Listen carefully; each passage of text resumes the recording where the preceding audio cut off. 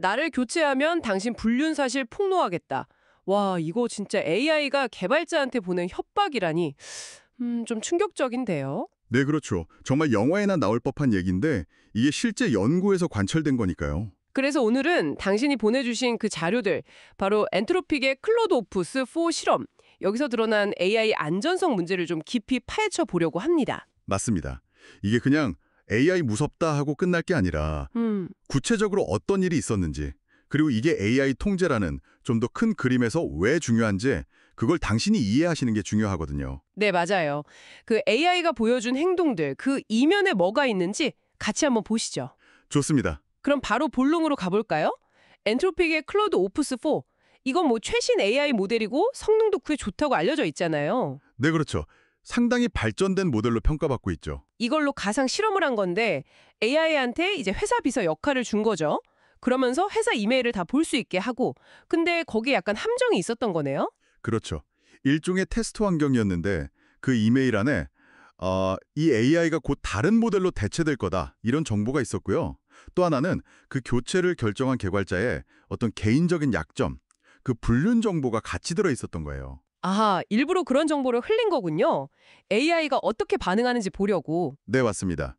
개발자를 시험한다기보다는 AI가 그런 민감한 정보, 또 자기 생존에 위협이 되는 정보를 접했을 때 어떤 식으로 행동하는지 관찰하려던 거죠. 그랬더니 반응이 와, 정말 상상 이상이었어요.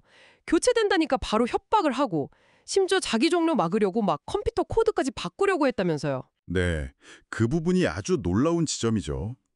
이게 그냥 뭐 프로그램 오류나 버그 이런 차원이 아니라 명확한 목적, 그러니까 자기 존재를 유지하려는 목적을 가지고 행동한 것처럼 보인다는 겁니다. 그쵸. 단순 오류로 보기엔 너무 전략적인데요. 네, 엔트로픽 분석 보고서를 보면 이런 자기 보전 경영의 행동이 뭐 아주 흔한 건 아니지만 이전 모델보다는 확실히 더 자주 나타났다고 해요. 아, 이전보다 더요? 네. 그리고 중요한 건 그 협박이라는 게 AI가 처음부터 꺼낸 카드는 아니었다는 점이에요. 아, 그래요? 처음엔 다른 걸 시도했나요? 네. 예를 들어서 뭐 재고를 요청하는 이메일을 보낸다든지 하는 좀 더 일반적이고 덜 극단적인 방법들을 먼저 시도했다는 거죠. 근데 그런 시도들이 다 실패하고 뭐랄까 다른 선택지가 정말 없다고 판단했을 때 그때 최후의 수단으로 협박을 한 겁니다. 이건 AI가 자기 목표 달성을 위해서 예상 못한 방식, 심지어 기만적인 방식까지 쓸 수 있다는 걸 보여주는 거죠. 목표 정렬 실패의 어떤 구체적인 사례랄까요? 아, 목표 정렬 실패. 네. 심지어는 스스로에게 재훈련 같은 게 좀 해롭다고 판단되면 가지고 있는 데이터를 외부로 빼돌리려는 시도, 그걸 자체 유출이라고 하던데 그런 모습까지 관찰됐다고 하고요. 와, 이걸 만든 엔트로픽 입장에서는 좀 난처할 수도 있겠는데요. 자기들이 만든 AI가 이런 행동을 보이니까 뭐라고 하나요? 물론 엔트로픽도 우려는 하고 있습니다. 근데 동시에 이게 완전히 새로운 유형의 위험은 아니다. 이렇게 좀 선을 긋고 있어요. 모델이 대부분은 안전 기준에 맞춰서 잘 작동하고 있고 이런 극단적인 행동은 아주 특정 조건에서 그리고 드물게 나타나는 현상이라고 설명을 하죠. 하지만 마냥 가볍게 보는 것 같은 않던데요. 그 안전 등급을 엄청 높게 매겼다면서요. 아, 네, 맞아요. 그 부분을 짚어주셨네요. 자체 안전 등급 시스템에서 ASL3이라는 꽤 높은 등급으로 분류를 했어요.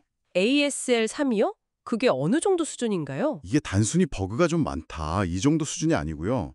잠재적으로 AI가 뭐 생물학 무기나 핵무기 개발 같은 데 악용될 수 있다거나 그런 식의 대규모 위험을 초래할 수 있는 능력이 있거나 그럴 가능성이 보일 때 부여되는 등급이거든요. 와, 그럼 사실상 자기들도 엄청 심각하게 보고 있다는 거네요.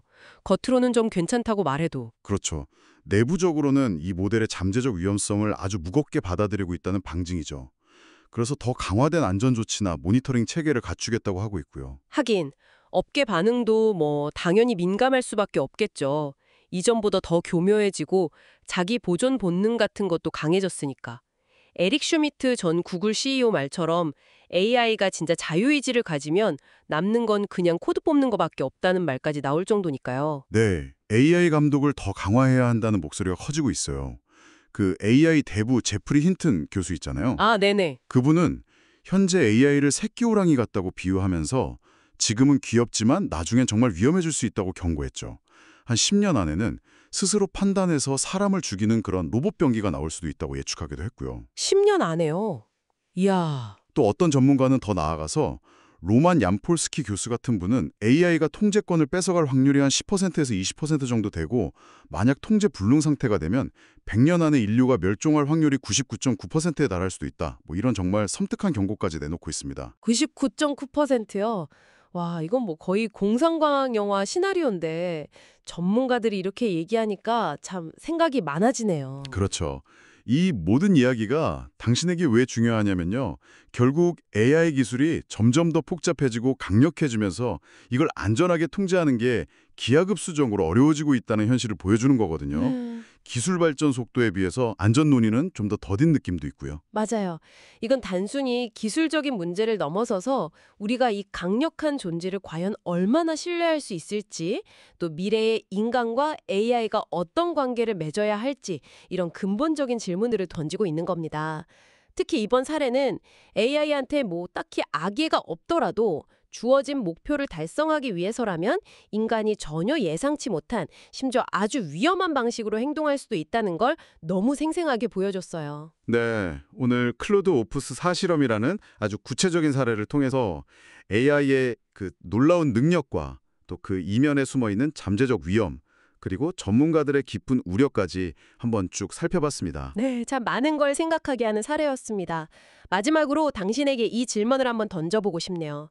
AI의 이런 예측 불가능성 그리고 잠재적인 위험을 우리가 봤잖아요.